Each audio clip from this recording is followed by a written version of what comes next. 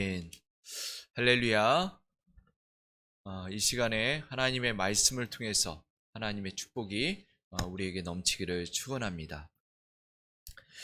요즘에 세계 경제를 한마디로 정의한다면 버블 경제라고 이야기할 수 있습니다. 거품에 거품이 더해져서 언제 터질지 모르는 그런 상황이라는 거예요. 미국 정부의 부채는 3경을 넘었습니다. 3경이라는 것이 잘 이해가 안 가죠. 우리는 상상할 수도 없는, 그리고 숫자도 세본 적이 없는 그런 돈입니다. GDP, 국내 총생산이죠. GDP 대비 130%가 넘었습니다. 이것은 미국이 2차 세계대전 때에 있었던 일과 거의 비슷한 상황이에요. 일본은 더 심각한데요. 부채 비율이 230%입니다. 한국은요? 어느 정도 될까요? 한국은 부채 비율이 50% 정도입니다. 굉장히 상대적으로 낮죠? 그런데 문제는 개인의 가계 부채가 170%가 넘습니다. 뭔가 이상하지 않습니까? 다른 나라는 국가가 빚지고 개인이 빚을 많이 안 졌어요. 그런데 우리나라는요, 국가는 빚을 많이 안 졌는데 개인이 빚을 많이 졌다는 얘기예요. 그것은 뭘 얘기하냐면은 코로나라든가 이런 위기적인 상황을 개인이 다 떠받쳐 놨다라는 거예요. 우리나라의 이 위기적인, 세계적으로 경제적인 위기 상황을 개인이 다 극복하고 개인이 다 떠받들고 있다라는 겁니다. 어떻게 보면 우리나라의 경제는 개인과 국가가 서로 엇갈리는 방향으로 가고 있다라는 거예요. 코로나로 인해서 이 개인의 빚이 점점 늘어난다면 이 버블이 꺼져버리는 그런 시점이 올 때에 어떤 일이 벌어지느냐? 다른 나라 같은 경우는 국가의 위기가 올 수 있지만 미국 같은 경우는 달러를 찍어내면 됩니다. 세계에 유통되어지는 이 화폐가 달러이기 때문에 자기네는 더 찍어내면 된다는 거예요. 더 버블을 더 키워도 된다는 거예요. 그럼 우리나라는 우리나라 돈 찍어내면 됩니까? 안 되지요. 이건 말도 안 되는 겁니다. 그렇기 때문에 세계의 버블이 꺼질 때에 우리나라는 우리나라 국가는 안전할 수 있지만 개인은 다 파산합니다. 엄청난 혼란이 올 거예요. 그래서 이런 개인과 국가가 엇갈리는 그런 경제로 가고 있는 상황, 이런 대혼란의 위기가 올 때에 또 하나의 엇갈리는 상황이 오는데 믿음의 사람들과 그렇지 않은 사람들의 엇갈리는 삶이 발생되어질 수 있다는 겁니다. 우리는 어떤 모습으로 나아가야 될까요? 하나님의 자녀는 이 위기의 상황, 어려운 상황 속에서 어떤 모습으로 하나님 앞에 나아가야 될까? 오늘 말씀에도 하나님을 찾은 자와 하나님을 찾지 않은 자의 엇갈리는 삶에 대해서 이야기를 함께 나눠보려고 합니다. 오늘 말씀의 내용을 보면 다윗이 아직 블레셋 진영에 있을 때예요. 시글락에 있을 때에 사울이 블레셋과의 전투에서 죽음을 맞이합니다. 길보아 산에서 이 요나단과 그리고 사울의 두 아들, 이 세 명의 아들과 사울이 다 죽음을 맞이합니다. 그런데 그 소식을 아말렉 청년 한 명이, 군인이었겠죠. 그 청년 한 명이 다윗에게 보고하는 그런 장면입니다. 그런데 이 오늘 말씀에서 우리가 살펴봐야 될 내용이 다윗은 살았고 사울은 죽은 이 엇갈리는 운명, 이것이 어떻게 이렇게 벌어지게 되었는가? 한 분 하나님에게 같이 부름을 받아서 기름 부음을 받은 왕으로 세움받은 사람들입니다. 그런데 서로 엇갈리는 그런 삶으로 마무리를 짓고 있다는 거예요. 과연 그들의 어떤 점들이 달랐고 결과가 왜 이렇게 나왔는가? 사울과 다윗이 무엇이, 어떤 차이점이 있었기 때문에 그런 운명이 갈라지는, 그런 엇갈리는 삶을 살게 되었는가? 우리가 함께 찾아보겠습니다. 첫 번째로는 출발점이 달랐습니다. 이 엇갈리는 삶의 그 시작이 출발부터 달랐다라는 거예요. 사울과 다윗은 이 사무엘이라는 그 선지자에게 같이 기름을 부음을 받았어요. 어떻게 보면 동시대에 살아가는 기름 부은 왕으로 세움받은 사람들이에요. 동시대에 함께 그렇게 기름 부음을 받는다라는 것도 참 쉽지 않지만은, 그렇게 부음을 받아서 서로 다른 삶을 살았다? 이것은 참으로 어떻게 보면 한 사람에게는 굉장히 안타까운 그런 현실입니다.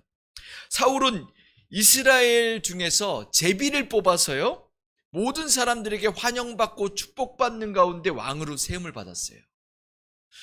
그런데 다윗은요, 가족들만 있는 가운데 조용하게 아무도 모르게 은밀하게 기름 부음을 받았습니다. 왕으로 세움을 받았어요. 다르지요. 그리고 사울은 암몬이라는 그 족속이 쳐들어왔을 때 그 암몬 족속을 물리치는 그 과정에서 사울의 그 왕으로서의 자질, 그 진가를 발휘하고 모든 사람들이 그를 따르고, 그리고 12지파가 다 그를 따르는 가운데서 왕이 되었습니다. 그런데 다윗은 어떻습니까? 다윗이 이 이스라엘 무대에 첫 등장한 것은 골리앗을 무찌를 때입니다. 이 골리앗을 무찌르던 그 소년 시절에 엄청난 거인 이 골리앗을 무찔렀을 때 사람들이 다윗이 죽인 자는 만만이요 사울이 죽인 자는 천천이라고 하면서 그를 찬양하고 높였습니다. 그렇다면 분명히 다윗도 사람들에게 인정을 받았다라는 거예요. 그러나 그 이후로는 다윗은 사울의 그늘에 가려서 이름조차 거론되지 않는 그런 모습으로 살아가고 있다라는 거예요. 어떻게 보면 사울은 금수저의 삶으로 시작했고, 다윗은요 베들레헴 아주 작은 마을, 거기에서 양치기 목동으로 시작한 그런 흙수저의 삶으로 시작을 했습니다. 그 사울은 왕이 되자마자 12지파가 다 따르고 화려한 시작으로 데뷔를 했지만, 다윗은 왕의 그 삶을 걸어갈 때에 아주 초라한 아둘람 굴에서 홀로 시작을 했습니다. 초라하고 그 사울의 폭정에 못 이겨서 피난온, 그런 도망쳐온 그 사람들 400명을 거느리고 그 도적대와 같이 시작을 했다라는 거예요.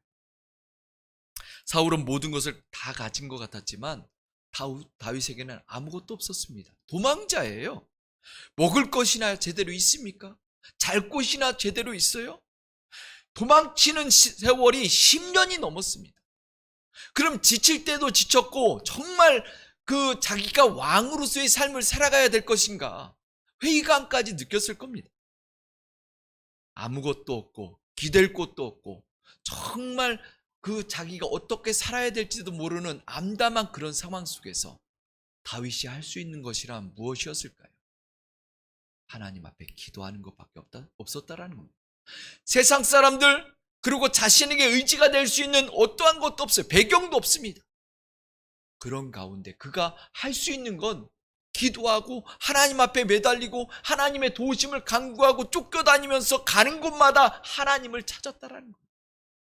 그 10년 동안의 방랑생활, 쫓겨다니는 그 삶, 그것이 바로 그 다윗을 튼튼하게 만들었고 그를 강인하게 하나님의 자녀로 붙잡아 줄 수 있었다라는 겁니다. 세상에서는 많이 가진 것을 자랑하고 그것을 자신의 어떤 영광처럼 얘기할 수 있습니다.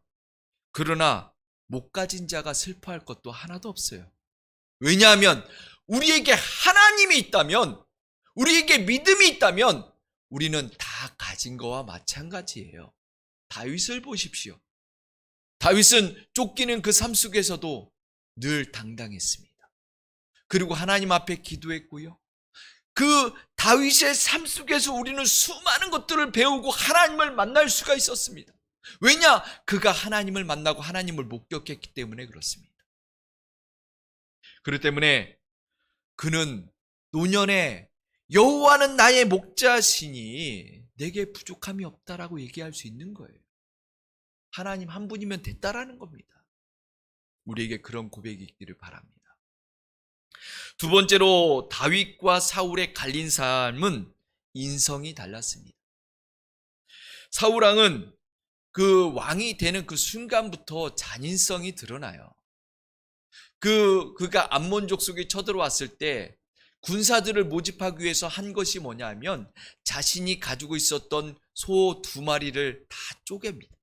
그리고 그것을 각 처에, 각 나라에 다 보내요. 그래서 뭐라고 그랬냐면은 여기 전쟁에 참여하지 않는 자는 이 소와 같이 될 거다. 협박하는 거예요. 그래서 그곳에 모인 군사들이 뭐라고 그랬냐면 성경에 기록되기를 두려워했다라고 그렇게 기록하고 있습니다. 이처럼 그는 시작부터가 잔인했고요. 사람들을 겁박하면서 시작을 했다라는 거예요. 그리고 자신보다 나은 자가 있으면 절대 용납하지 못합니다. 자신의 아들 요나단이라 할지라도 그가 전쟁에서 전과를 세우니까 그의 영광을 가로채고 자신이 뭔가 한 것처럼 앞세우고 그리고 규율을 세우고 그리고 요나단이 실수하니까 그를 죽이려고 합니다. 이것이 사울이에요. 그리고 다윗이 그 전과를 세울 때마다 그를 업신여기고 그를 죽이려고 하고 못마땅하게 생각하고 그리고 10년 동안 그를 쫓아다니면서 그를 괴롭힙니다. 그리고 그가 얼마나 하나님을 무시하고 그리고 얼마나 잔인했냐 하면은 그 높 제사장이 다윗을 도왔다고 하니까 높 제사장을 불러서 그를 협박하고 그리고 높 제사장뿐만 아니라 그곳에 있는 그 성에 있는 85명의 제사장을 다 처참하게 죽입니다. 그것으로 끝난 것이 아니라 그 성에 있는 그 제사장과 제사장의 가족들, 자녀들, 동물들까지 다 죽여버렸어요. 이게 바로 사울이에요. 그에 비해서 다윗은 온화하고 따뜻한 성품을 가지고 있습니다. 주변 사람들이 다윗을 따를 때에 목숨을 걸고 따랐습니다. 왜냐? 그가 그만큼 그 사람들을 대우해줬기 때문에 그렇습니다. 400명, 처음에 다윗에게 나왔던 그 400명 누가 부르지도 않았어요. 다윗의 성품과 다윗의 인간됨을 보고 그를 따른 겁니다. 그리고 시글락에 있을 때에도 이 사울에게서 도망쳐 나온 군사들, 그들이 시글락에 있는 다윗에게 찾아와서 그 다윗의 용사가 됩니다. 그것이 어떻게 증명할 수 있냐면 여러 가지로 증명할 수 있지만 그 시글락에 찾아온 그 용사들이 베냐민 지파 용사들이에요. 그런데 그들이 활의 전문가입니다. 성경에 보면은 역대기에 보면 활을 잘 쏘고 물매를 아주 잘 던지는 사람들이라고 얘기합니다. 이것은 뭘 얘기냐면 훈련된 자들이라는 거예요. 이미 그들은 많은 전투를 치르고 훈련된 군인들이라는 겁니다. 어디서 나왔을까요? 그 군인들이 혼자 훈련했을까요? 혼자 어디 산속에서 그 나무라든가 동물 맞히면서 훈련했을까요? 그런 군인들이 그렇게 나올 수 있는 것은 사울의 정비된 훈련된 군사밖에 없습니다. 그래서 그 군인들이 다윗의 인간됨, 사울을 2번이나 살려주는 모습을 보고 찾아왔다라는 거예요. 그리고 사울이 높 제사장을 죽일 때에 그 높 제사장의 아들 아비아달이 도망쳐옵니다. 다윗에게 오니까 다윗이 뭐라고 그러냐면 그를 품어주면서 나와 평생 함께 하자라고 얘기합니다. 내가 책임지겠다. 내가 너의 삶을 책임지겠다라고 얘기합니다. 그를 품어줘요. 그리고 아말렉을 쳐들어갈 때 아말렉 병사들이 다윗의 가족들과 다윗의 그 군사들의 모든 가족들을 잡아갔을 때에 한 병사가 아말렉 그 병사 한 명이 그 버려짐을 당합니다. 병들었다고 버려짐을 당해요. 그랬을 때 다윗이 어떻게 하냐면은 그를 치료해주고 그를 먹이고 그의 건강을 회복시켜 줍니다. 아니 어떻게 보면은 적군이잖아요. 자기의 그 가족들과 그리고 자기의 자녀들을 잡아간 그 적 중에 한 명인데 그를 따뜻하게 품어주는 그런 모습을 볼 수가 있습니다. 그리고 자기가 그 전쟁터에서 아말렉 그 전쟁에서 그 가져온 전리품들 그것을 머물러 있었던 200명의 그 군사들에게도 똑같이 나눠주는 그런 모습들, 이런 자상함과 따뜻함, 온유함이 있었기 때문에 그를 따르던 그런 군사들은 다윗을 정말 존경하고 그리고 목숨을 걸고 따를 수 있었다라는 겁니다. 하나님의 자녀가 이 세상에서 어떤 모습으로 살아가야 될까요? 세상이 악하다고 우리도 악해야 됩니까? 세상이 잘못된 길을 간다고 해서 우리도 잘못된 길로 가고 그들과 동일한 삶을 살아야 될까요? 우리는 하나님의 자녀로서 세상의 빛과 소금의 역할을 감당해야 됩니다. 우리는 빛을 드러내야 되는 거예요. 하나님의 자녀로서의 그 빛으로서 세상을 변화시킬 사명이 있는 겁니다. 그렇기 때문에 우리는 세상이 아무리 악하다 할지라도 우리의 빛을 소멸하지 않기를 축원합니다. 하나님의 자녀로서의 온유함과 사랑과 따뜻함과 그 원수까지도 용서할 수 있는 이런 모습들, 이것이 바로 하나님의 자녀의 진면목입니다. 사울과 다윗의 마지막으로 엇갈리는 모습은 바로 믿음입니다. 믿음이 달라요. 사울은요, 하나님의 말씀을 들었을 때에 자기 나름대로 해석합니다. 좋은 것은 취하고 그리고 자기에게 불리하고 불필요하다고 생각하는 것을 과감하게 버리는 그런 불순종이 그의 삶이었습니다. 그래서 사무엘이 전쟁에 치르기 전에 기다리라고 했습니다. 그런데 자기가 조급하니까 기다릴 수가 없다고 해서 사울이 오기도 전에 자기가 제사를 드리고 그리고 사무엘을 무시하는 처사를 그렇게 합니다. 그러니까 사무엘이 기분 나쁘니까 그냥 가버렸어요. 그리고 하나님의 말씀이 떨어졌습니다. 아말렉을 멸하라. 왜냐하면 아말렉은 이스라엘에게 계속 적이에요. 그 출애굽할 때부터 해가지고 이 다윗의 왕국이 세워질 때까지 계속 적이에요. 그래서 이 아말렉을 멸하라, 완전히 멸하라 라고 하니까 가서 그 남자들은 다 죽이고 여자들과 그리고 좋은 그 동물들과 이런 것들은 다 살려가지고 오는 거예요. 이게 뭡니까? 하나님의 말씀을 선택해서 따르고 있다라는 거예요. 하나님의 말씀을 자기가 골라서 취하고 자기가 좋은 것만 받아들인다라는 거예요. 이런 하나님을 두려워할 줄 모르는 잘못된 습관이 어디에서 나오느냐? 마지막으로는 놉 제사장 85명을 죽이면서까지도 아무렇지도 않는 겁니다. 하나님을 두려워하지 않습니다. 다윗과 사울이 마지막으로 믿음이 갈리는 그 시점이 나와요. 그게 언제냐면 이 블레셋이 그 사울에게 쳐들어왔을 때에 그때에 사울과 이 블레셋이 대치하는 상황에 어떤 일이 벌어지냐면 다윗에게는 그 시글락에 있었던 가족들이 아말렉에게 아말렉이 다 잡아가는 그런 상황이에요. 그리고 자기의 살던 그 성이 그 시글락이 다 불타버리고 없어져 버린 그런 상황입니다. 그런 상황, 동일한 상황이에요. 사울에게도 위기였지만은 다윗에게도 위기였습니다. 사울은 그 답답한 마음을 어떻게 해결하려고 그랬냐면은 엔돌에 찾아가서 그 접신녀를 만납니다. 그 엔돌의 그 접신녀는 무당이에요. 지금으로 말하면. 그래서 어떻게 보면 위기적인 상황에 하나님을 찾는 것이 아니라 세상에 있는 방법들, 그리고 오히려 하나님을 거부하고 하나님과 반대되는 그런 일을 행하고 있다라는 거예요. 그러나 그런 가운데서 해답을 찾을 수가 없습니다. 결국에는 그 엔돌의 접신녀를 통해서 나온 그 사무엘이 사울을 책망하고요. 그리고 창피만 당하게 됩니다. 그리고 마지막에 전쟁터에서 죽음을 맞이하죠. 그러나 다윗은 어떻습니까? 동일한 상황입니다. 같이 동시대에 같은 시간에 일어난 일이에요. 사울이 블레셋과 대치되는 그런 상황에서, 위기적인 상황에 이 다윗은 시글락에서 위기를 맞이한 겁니다. 그래서 그 상황에 어떤 일이 벌어지느냐? 이 가족들을 다 뺏긴 병사들이 다윗을 죽이려고 해요.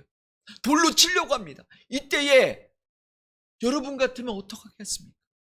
다윗은요, 하나님 앞에 기도합니다. 하나님 앞에 매달리고 하나님을 의지하는 가운데 에봇을 가져오라고 하고 하나님 앞에 물어봅니다. 이게 다윗이에요. 서로 다른 선택을 했을 때 다른 결과가 나오는 겁니다. 그래서 이 다윗은요, 그 하나님의 그 말씀을 듣고서 결국에는 가족들을 다 구원해내고, 그리고 전리품까지 챙겨가지고 하나님의 도우심과 하나님의 말씀을 그렇게 경험을 하게 됩니다. 그래서 하나님께서는 이 다윗에게 그 주셨던 그 은혜, 그것을 다윗은 경험하고 하나님의 놀라운 그 은혜 가운데 살아가게 됐다라는 거예요. 그러나 사울은 결국 죽음을 맞이하고, 그리고 자신의 칼에 자신이 자살할 수밖에 없는 그런 결과를 맞이하게 됩니다. 신앙인과 불신자는 위기의 상황이 왔을 때에 진짜 그의 신앙이 드러나게 됩니다. 그의 모습이 드러나게 돼요. 불신자는 위기의 상황에 피할 길만 찾습니다. 하나님을 믿었던 사람이랄지라도 진정한 믿음을 갖지 못한 사람은 하나님을 원망하고요, 하나님을 떠나게 되고요, 그리고 세상의 길, 당장 눈에 보이는 그 급급한 세상의 그 방법을 찾아서 그것을 통해서 문제를 해결하려고 합니다. 그러나 참 신앙인은요, 위기의 순간에 하나님께 더 가까이 나가는 거예요. 하나님을 찾는 겁니다. 하나님을 바라보는 사람이 참 신앙인이에요. 어떻게 보면 세상 사람들이 볼 때에는 답답해 보일 수가 있어요. 문제가 있는데 아무것도 하지 않고 기도하면서 하나님의 음성을 찾는다? 하나님의 때를 기다린다? 당장 뭘 시행해야 되잖아요. 당장 뭘 움직여야 되잖아요. 어디 가서 돈이라도 빌려야 되고, 어디 가서 무엇이라도 일이라도 해야 되고, 뭐라도 해야 되잖아요. 그런데 먼저 기도부터 하고 있어요. 이게 하나님의 자녀예요. 우리는 그러나 기도한 후에 움직여도 늦지 않다라는 겁니다. 왜냐?